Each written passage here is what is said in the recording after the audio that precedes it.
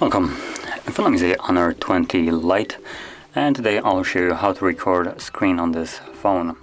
So, to get started, you want to pull down the notification panel and tap on this pencil and find somewhere a screen recording toggle. So once you find it, what you want to do is basically hold it. This will make it so you can move it. I'm going to drag it over to the top right here and then simply click on done.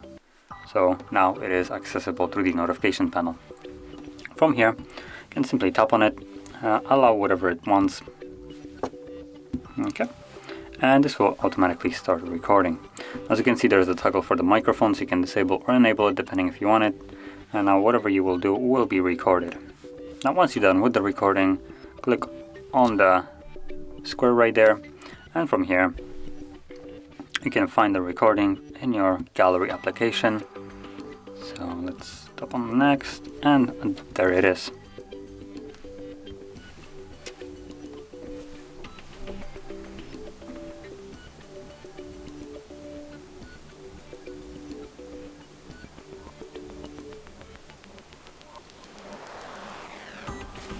So that is how you record your screen, and if you found this video helpful, don't forget to hit like, subscribe, and thanks for watching.